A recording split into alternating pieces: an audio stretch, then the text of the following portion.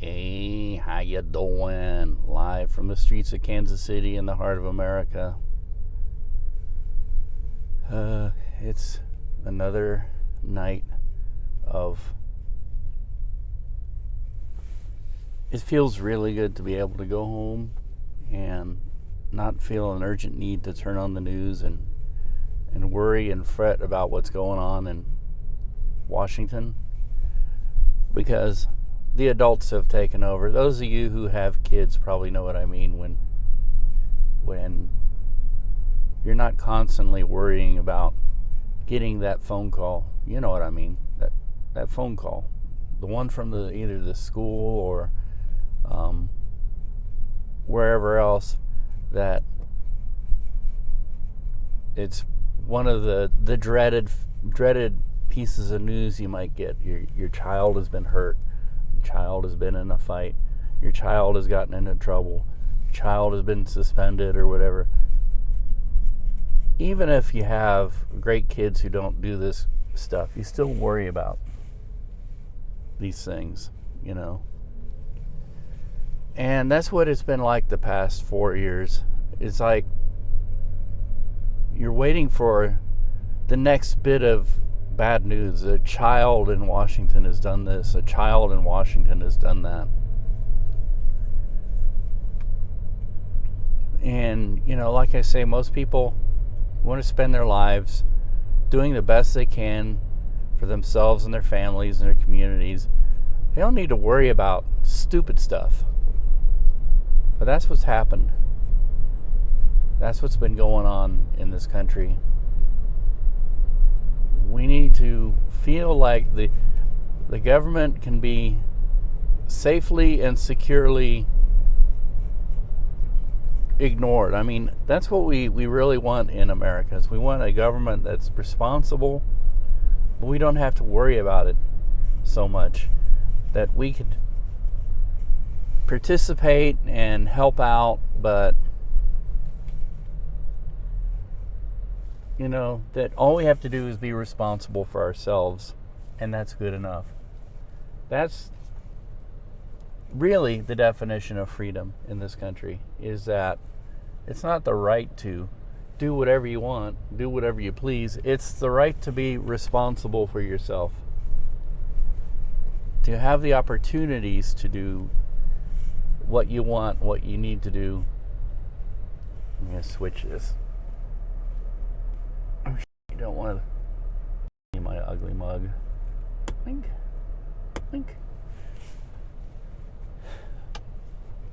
So now we've elected what seems to be more responsible government, and they're not.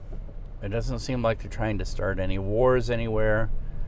It doesn't seem like they're trying to do crazy stuff here at home. And it doesn't seem like there's this constant battle for power taking place that is self-serving, if you know what I mean. You know, like, I want to grab power for power's sake. No, well, you know, the business that we're here to do, we just forget about doing it because, you know, it's all about us and our needs and our, you know. Well, anyways, I'm gonna go. This is kind of becoming my morning routine.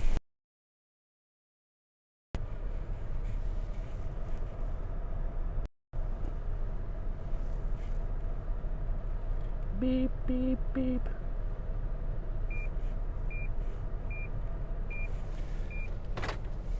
So I shall BRB.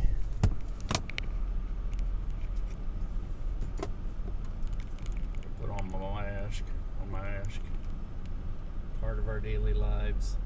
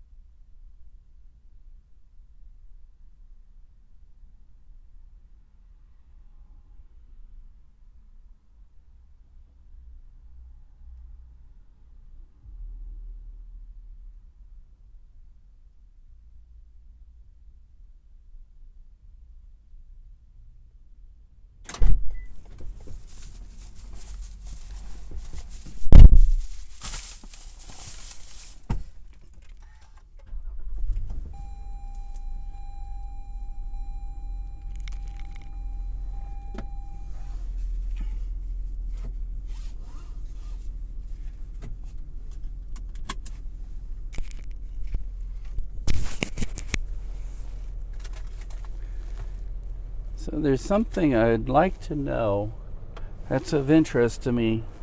It's been in the news lately. And that is, if you or I, average citizen, were to communicate that you think some violence should be done to elected officials, or even not even elected officials, to just regular officials, duly elected or appointed officials for the federal government or even the state and local government, if we communicated that openly, we'd very quickly find that we'd be investigated, that we might not be able to board an airplane, all sorts of wonderful things. But I think I know what you know. We have this woman, what's her name? Marjorie Taylor Greene, whatever, representative from Georgia, who's openly talked about she thinks violence should be done to her colleagues in the House of Representatives in Washington. And, she's a full member of the Quisling movement, otherwise known as QAnon, and a big conspiracy theory buff, and all around, oh, that was crazy. All around just crazy woman. And yet somehow we are tolerant of her, and we even have to debate whether or not she should have this, and it becomes a political issue. It's not a political issue. It's a judicial issue, and it's not even an issue. It's settled. What she's doing is illegal, and she should face the music for it. Charges need to be brought, and I believe these are felonies. And last I checked, a felon can't in Washington. Can't be a member of the House of Representatives, a member of Congress. Many places, a felon couldn't even be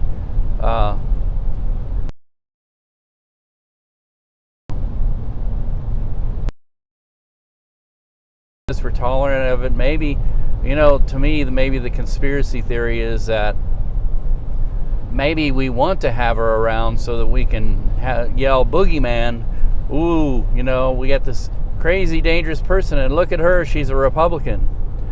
And it seems to me that if I were a Republican, I would want her to be gone, just because that is a possibility. But no, we work in a strange ways, strange circles. We're allowing this to happen.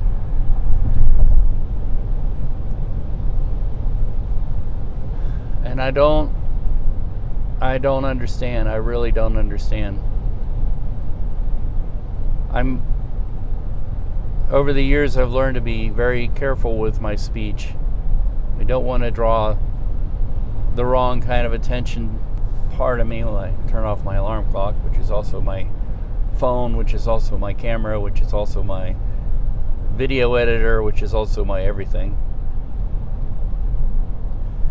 So I don't understand this, and along with that,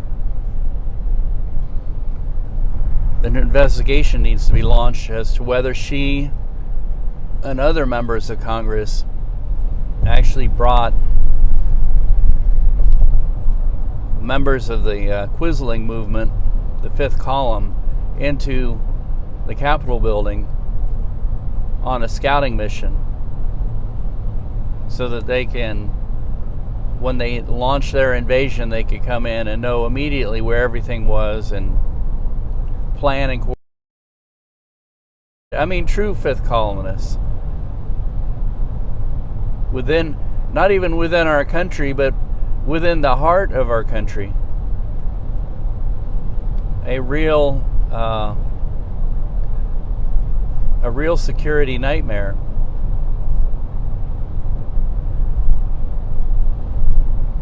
And at the very least, whether or not Congress wants to act, which I actually think it should be out of their hands. I don't think they should be able to debate it at all. It's be like, well, she's a security risk, and there's other people. I'm, sure that to get access to office buildings and things like that, they have a security card, and it should just be revoked. You're a security risk. You can't gain access to secure facilities if it's been shown that you have actually used your security access to make it, well, you know what I'm saying, to decrease the security in effect. I know that, I was in the military way back when, getting old now, and I know that I had to pass security screening, and now we have people who are in the Capitol building who couldn't even pass the basic security screening, and they're representing us. I mean, every person who represents, whether it's a district in the state of Georgia or here in Missouri, they not only do they represent the people that voted for them, but they represent everyone in the country to some degree or another. And so when I say they represent us, they do represent us. And I can't vote her out or impeach her. And I don't think she's the only one. We have a person who, I don't know how I feel about that with Josh Hawley here in Missouri, senator. He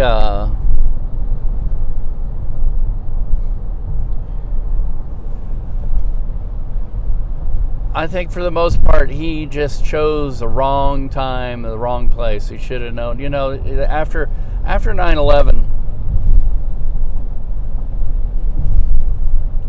and now we're getting to a time when not everyone can remember this, but the night of 9/11, all the members of Congress got together and stood and sang God Bless America as a show of unison and solidarity. And for a little while, it was a song that was trending in the charts, Congress singing God Bless America, and everybody had that. It was a kind of a defining moment. We will not be defeated.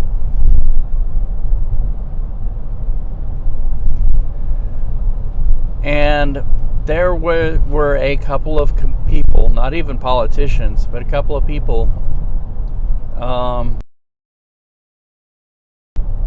at that time, in the days following 9/11, who poorly chose to say certain things. Now, it's their right to do that, fight for their right to do that. It's just, it's like farting in church, Like, oh yeah, you can do that, but don't expect everybody to want to hang out. And so people chose probably the wrong time and the wrong place and the wrong forum to speak out against our country when we were really sensitive about that. Now, after 9/11, when things settle down, yeah, please do ask questions. Please do draw our attention to things that we are not doing the best, especially when after the attacks we springboarded into using that as an excuse to attack other countries that basically had nothing to do with it. He used an excuse to lock people up, still controversial, lock people up in sort of a limbo situation in Guantanamo.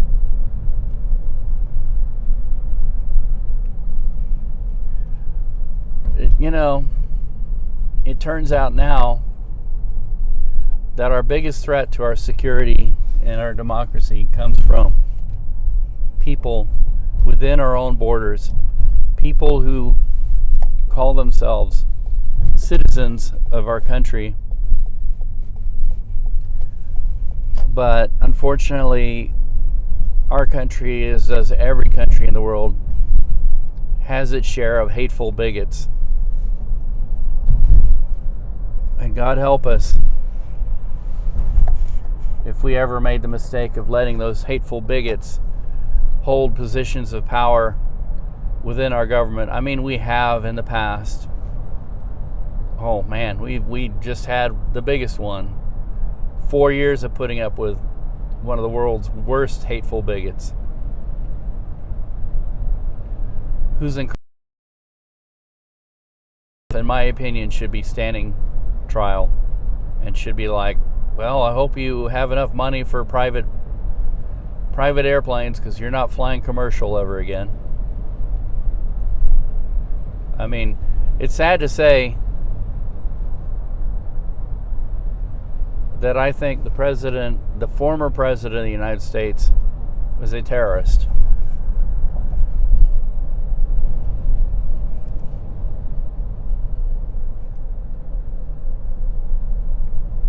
And he openly encouraged it. I mean, just listen to what he said, when he was asked about something that should be a slam dunk to deny. He was even given a chance to say the right thing. In the debate, and he was asked about the Proud Boys, and he said, stand by. Definite code. And there's something I never realized. I can't remember when it was. It was during Easter. He said something really weird, and I talked about previously in this little spiel that I do about this Vice program on Quisling Anon, and how they were sending codes to Donald Trump, and they asked him to say something, and he did. And it was during Easter, with the Easter bunny standing right next to him and all this kind of stuff, during the, what do they call it, the egg roll on the White House lawn. And I forgot what it was he said, but it was weird. The words that he said, things are in tip-top shape. You might say they are in tippity-top shape. And that was actually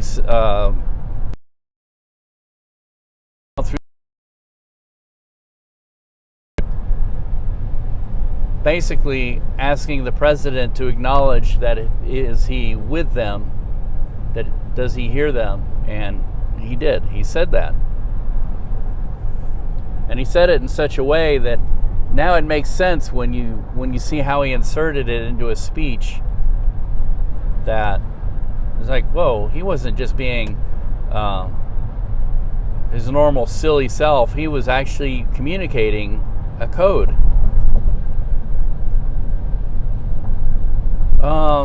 Pretty much everybody has access, I think, to that Vice, or you could probably find it easily. The Vice thing about QAnon, which I'm calling Quisling Anon, the fifth column. You should watch it. It's very interesting, and they did say, and this was a member of QAnon said, yeah, we asked the president to repeat back some words so that we knew he was with us. Canada, I believe, is, and this is from Faux News, F-A-U-X. Most people spell it Fox, but I say Faux News. But according to the phone this morning as I was getting ready to leave, Canada has declared QAnon a terrorist organization. which means that as polite and nice as Canadians are, if you've ever gone to a border crossing in Canada, those people mean business. And so if you're a member of QAnon, hopefully when you get to the border and you'd like to go just across the border to go visit a town, nice town like Toronto or Quebec or Winnipeg or Vancouver, they'll go, oh no, you're a member of a terrorist organization. We can't allow you entry into our country. Sorry. Sorry. That's the way they would say it. Sorry. And they'd be very polite about it too. Sorry.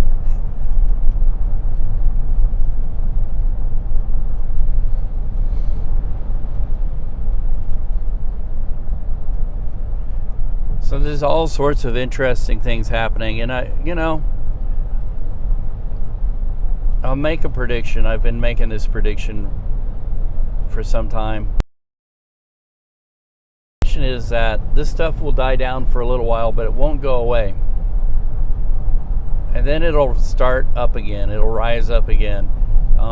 Something will happen. My prediction is more specific, without any real logical basis behind this, but I think that something that'll happen will be another like another Waco or another Ruby Ridge type thing. Something that you got armed and you got government that may or may not goad these people into doing something silly, and then there'll be a big standoff which won't end prettily, and then it'll be like a war cry to a lot of the other radicalized people that here is your government stamping down on our freedom. Look, they burned and killed all these people. But, anywhere else in the world, it'd be like, well, yeah, these people were like shooting at federal officers and were held up and violent, and, they had to be taken care of. But here in the United States, oh boy, they're coming to take our guns. They're coming to take our guns, oh my. They're coming to take our guns, oh my.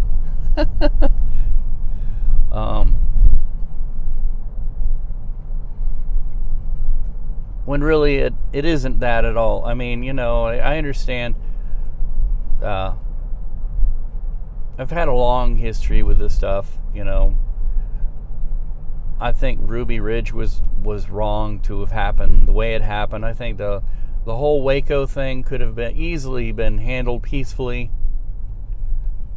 But I don't think that that was in the cards for either of those operations, because you had people on the federal side, to be honest with you, who were itching for a fight, itching for trouble, wanting to see some action.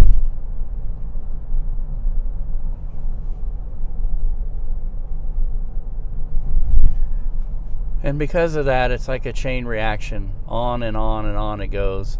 And then you radicalize more people, or, give more people an excuse to radicalize. You don't do it yourself. They are self. Well, anyway, I got to end it here. Thanks for watching and supporting my videos. And if you're more interested in, subscribe and ring the bell so you'll be notified when I go live or when I put a video up. I do a lot of things. I do a lot of time lapses and stuff. I have several channels as well. So if you're not quite interested in this stuff, check out my other channels for, I do travel and RVing, and I have a daily life blog. I don't know why in the world anybody'd really be interested in that, but, it's interesting to see Kansas City and the way somebody that lives here sees it. But anyway, I have got to go, and thank you very much. So, hee hee.